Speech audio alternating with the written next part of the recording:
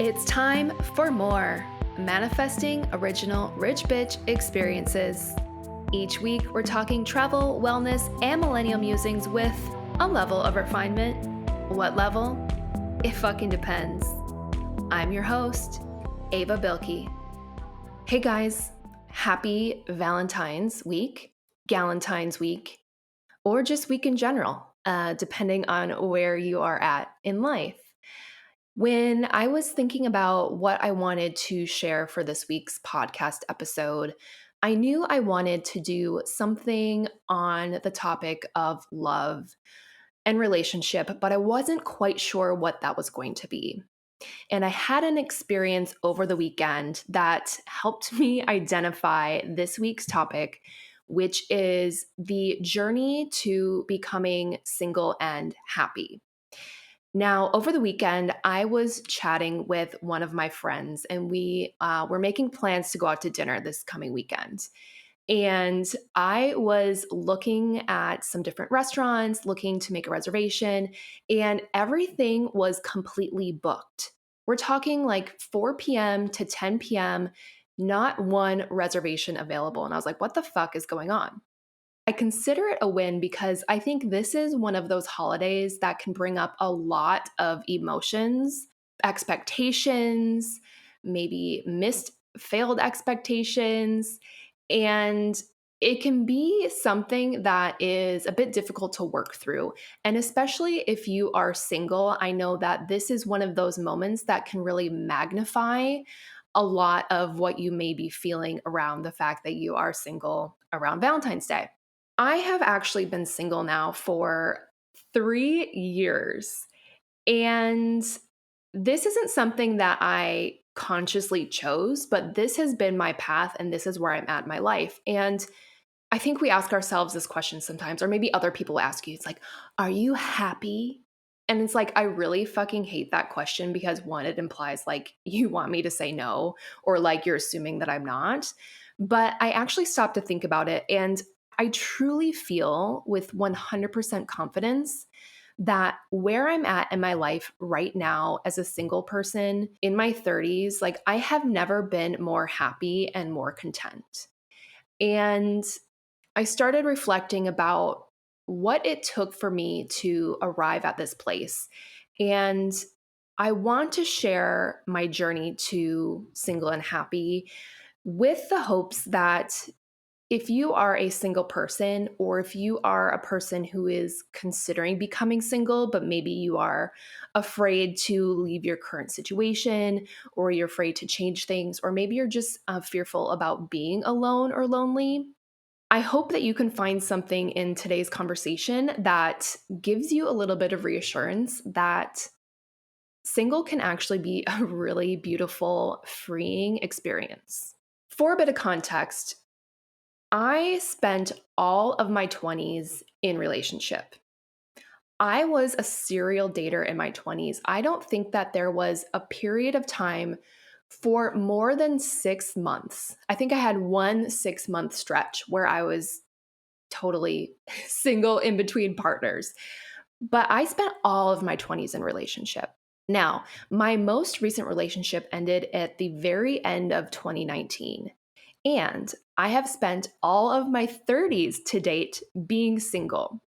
So that is my personal lens at which I'm approaching this. And I will also add for context, and then we'll get into it, that I was a bit blindsided by my last breakup.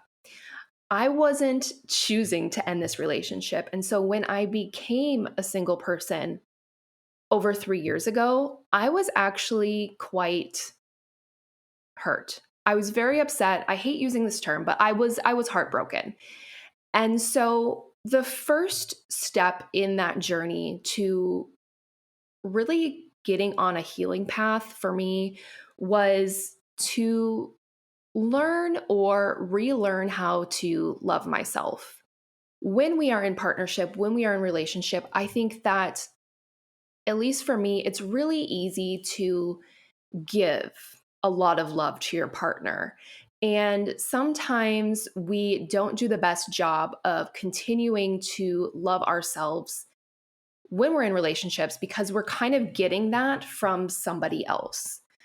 And so the first the first thing that I did when I became single and was quite sad about it is to consciously choose to love myself and retrain myself to give all of that love that I was giving to another person to myself. I quite literally developed a self love toolbox of things that I would go to, whether it be self care type of things or whether it just be like very fundamental things like drinking enough water throughout the day or cooking myself healthy meals.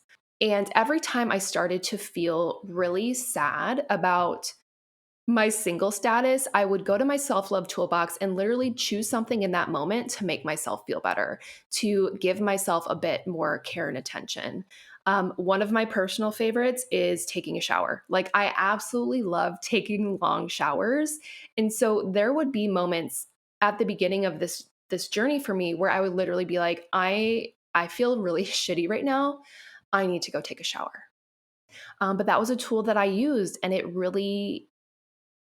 just gave me that moment of doing something for myself dedicated. And in those moments, I felt like I was really able to pass through and work through all of the emotions that I was processing. Another one that I love is like manicuring my nails. So for me, this is a self care thing that just makes me feel good. It makes me feel pulled together. It makes me feel like I'm taking deliberate time to take care of myself.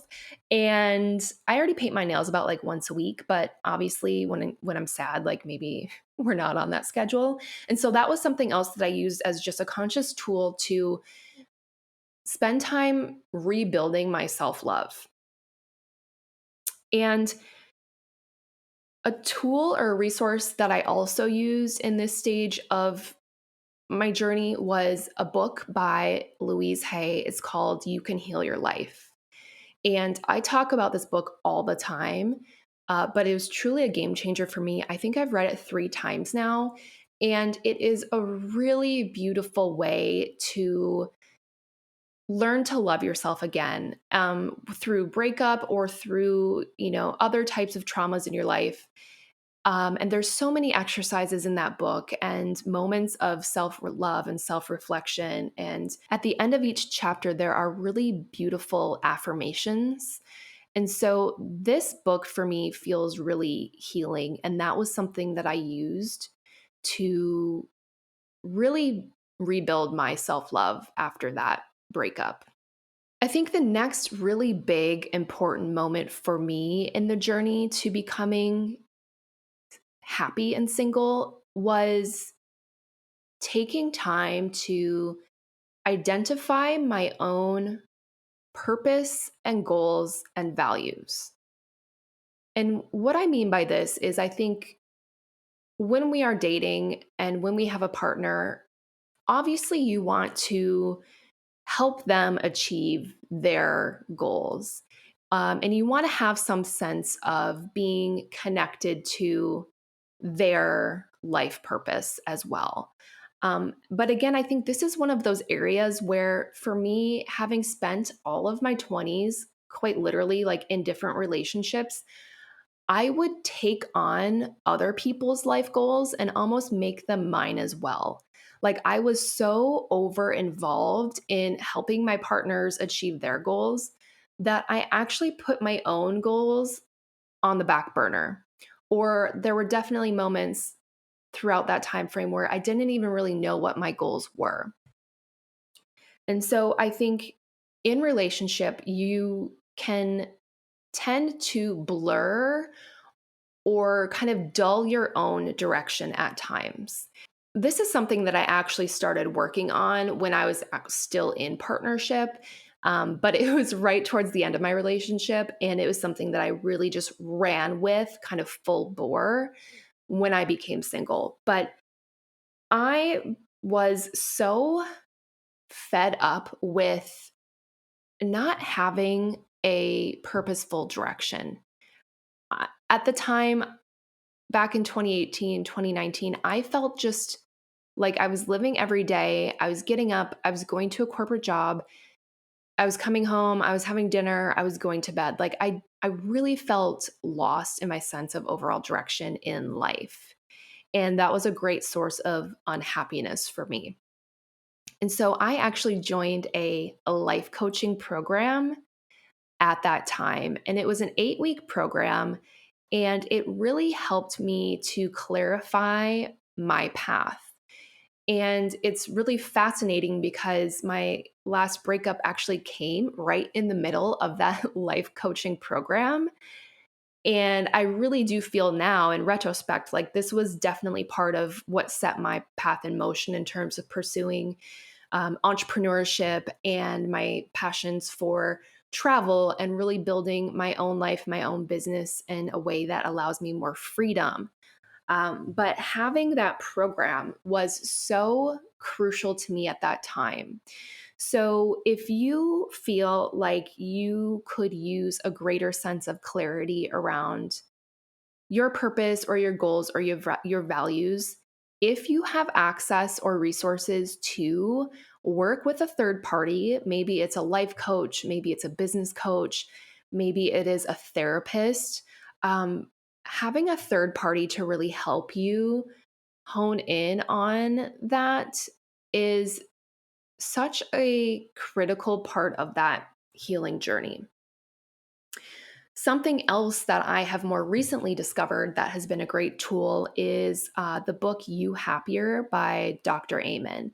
And within this book, there is actually a resource called the One Page Miracle that is actually a workbook that helps you sort of work through those goals. So, identifying what brings you joy in life, what is your purpose, what are you here to accomplish, what do you value, and from there, like, what are your goals? And I think that being single is a really great opportunity to remind yourself of your own values, reestablish your values, get rid of things that you may have absorbed that weren't yours, and be really clear on what's important to you in life so that the next time you are in relationship, you have a much stronger sense of self in terms of what you bring to the table and also what you're looking for. So, these were a couple of resources that I've found really helpful in clarifying purpose and goals and values. And this is something that has brought me a really great sense of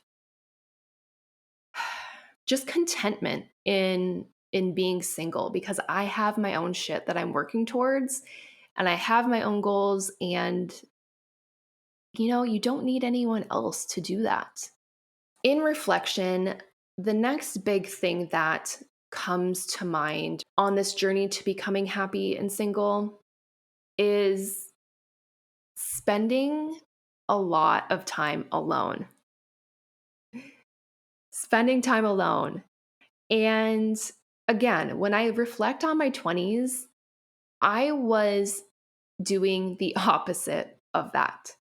I wanted to fill every waking moment of my life being busy, making plans, being around other people, even if the people I was around were like not really the vibe. You know what I mean? Just filling my life with distractions. And I always used to tell myself it was because I was an extrovert. And it's like, well, I just have to be around people and I have to be busy and I have to do this and that, and the other thing. But really, I think what happens is I was just filling my mind, I was filling my time, I was filling my days so that I didn't stop to really heal in between partnerships. And I have spent more time alone over the last 3 years than probably my entire collective life. And I'm at the point now where I love my alone time so much that I'm actually a little bit scared to call in another partner because I don't know how I'm going to be about that. Like, I really have come to love my own space, my own time, quiet time. And that is something that you can never really have these moments back. So, spending time alone is so critical to just being comfortable being single. And, you can be spending time alone at home, and you can also be doing things alone. And as someone who travels solo a lot, this is something that I've become very accustomed to. But I'm very aware, based on some of the questions I get around these things, that it's not the norm. Like, I don't think everyone's just chomping at the bit to have like a solo trip. But spending time alone and actually doing things alone, taking yourself out to a restaurant and dining solo, going on a solo trip, doing something that you've always wanted to do, but maybe you didn't have like the perfect partner or the perfect person to go with. Like, that's really what this alone time is about. I went into a bit of a cave after my last breakup. And I was in hibernation mode for quite a few months, and then the pandemic hit. So I feel like my cave mode was like 2 years long. But in this time, I really was able to separate the definitions or the meanings of loneliness and alone. And I think a lot of times we confuse being lonely and being alone. And I'm currently reading a book by Jay Shetty, his new book, The 8 Rules of Love. And his first rule is to let yourself be alone. And so when I started reading this chapter, I was like, hell yes, because I can say that this is absolutely crucial. And there's a quote in the book that I love. Language has created the word loneliness to express the pain of being alone. And it has created the word solitude to express the glory of being alone. And the glory of being alone is such an incredible way to explain this. I didn't know that there could be glory in being alone until I experienced it. And so, if you are someone who is like newly single or considering being single and you have a fear of loneliness, I encourage you to lean into this aspect of being single. There is glory in being alone.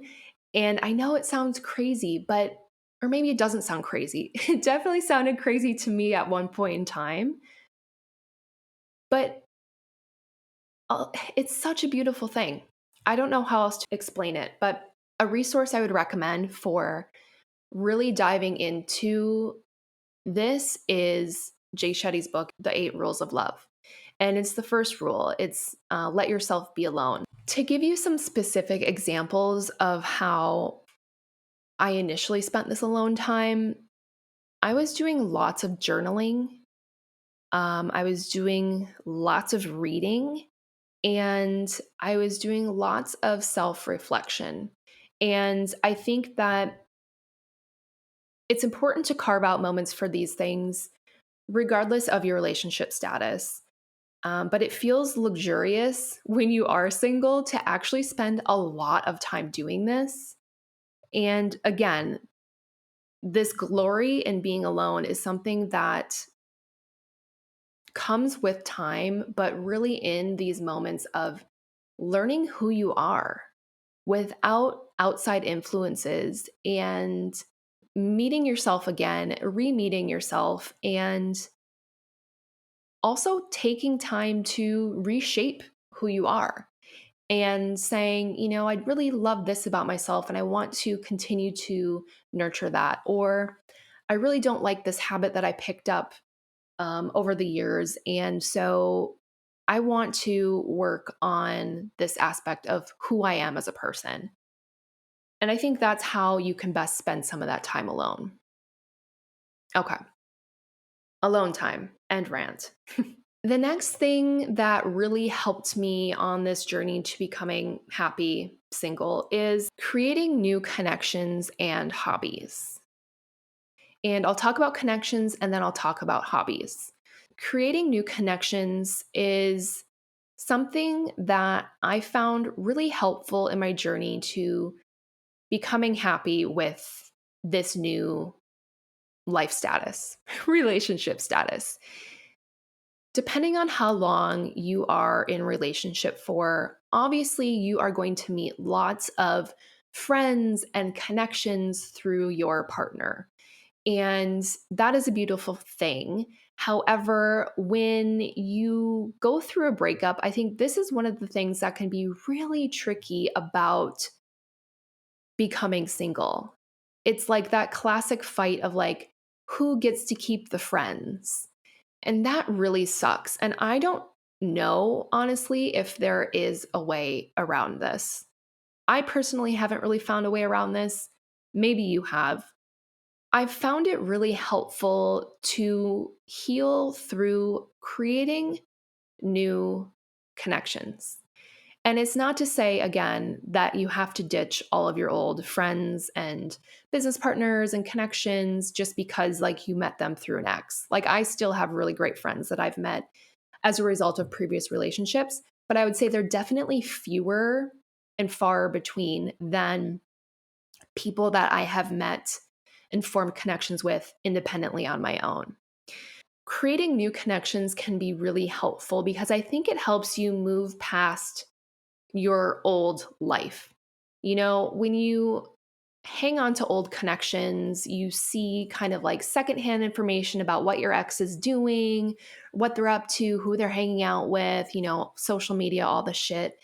And even just like talking about them with other people.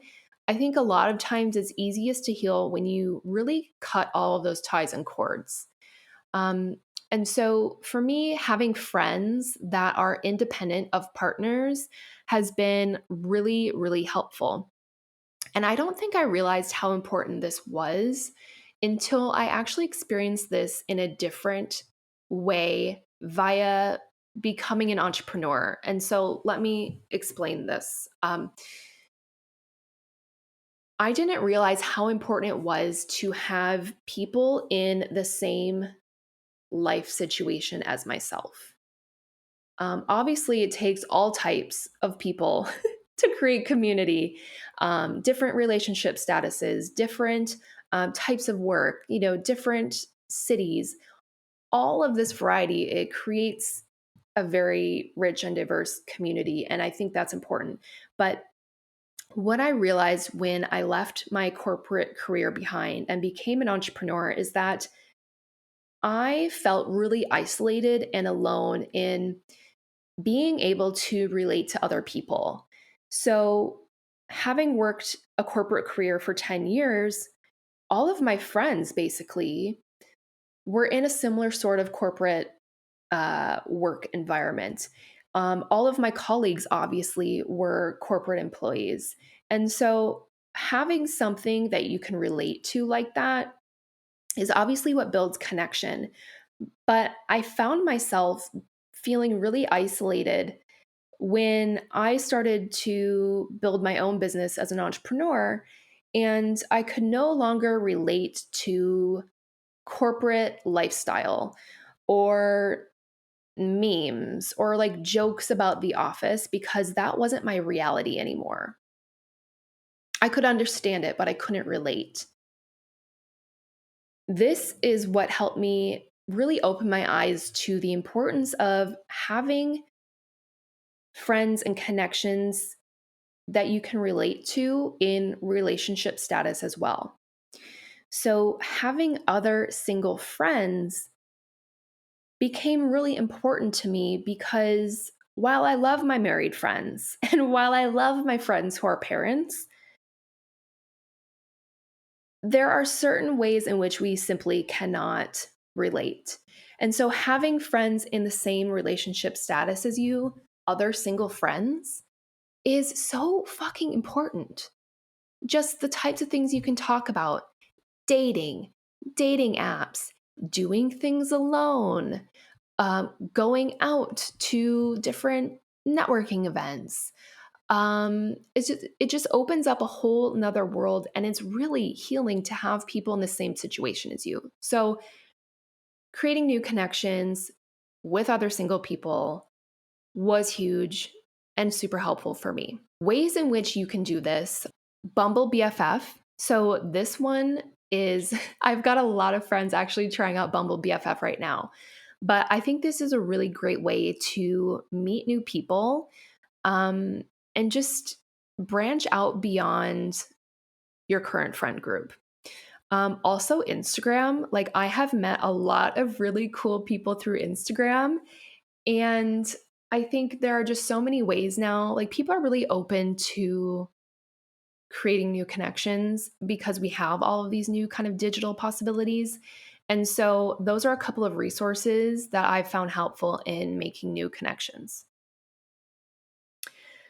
The second side of this is actually hobbies. And so, having a hobby that is completely yours, it's not like, oh, I learned how to rock climb with my partner and now I'm single. And when I go rock climbing, like it makes me kind of sad, right? This is breaking outside of the hobbies that you previously had and finding something that is completely your own. Um, or it could be reclaiming a hobby that you had that maybe you put on the back burner when you were in relationship. For me, my life's biggest hobby is traveling. And this is interesting because in reflection, I realized that in relationship, I actually do less travel than when I'm single. And I was trying to figure out like why this could be. And I think it's because there's a certain level of compromise and mutual agreement and schedule coordination and budget coordination and all sorts of shit that is extra on top of just booking a trip when you are traveling with a partner. So when I became single again, I realized that travel was missing for me in my life in a big way. And I knew that was one of the biggest things that made me happy. It's like that audio. It's like, I think I'm getting my personality back. And that's exactly what happened for me when I started to travel again.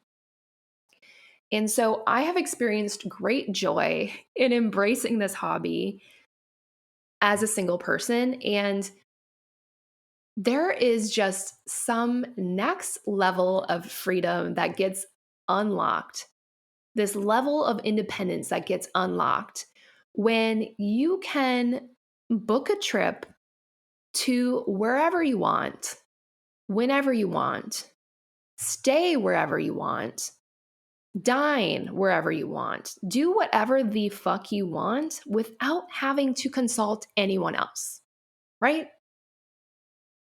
I think solo travel is one of the best hobbies. And I am like, whoever my future partner is, like, they're going to have to either be really fucking down with travel or they're going to have to be like really down with the fact that like I'm not always going to be around because I'm traveling, you know? And I think that's so great. So, finding or reclaiming a hobby that feels like it's your own has been another part of my journey that has been really fundamental in helping me to become happy alone.